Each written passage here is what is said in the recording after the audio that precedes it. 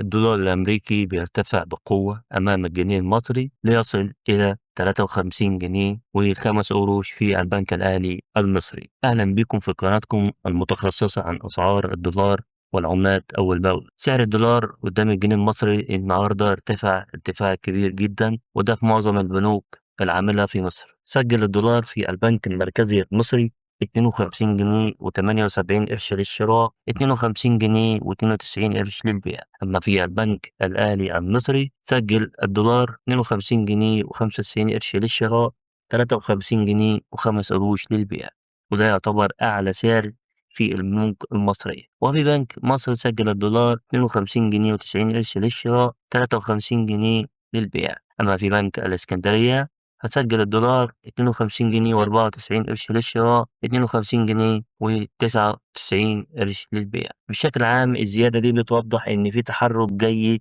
أو جديد في السوق، وده ممكن يكون بداية الاتجاه صاعد لو استمر بنفس الشكل خلال الأيام اللي جاية.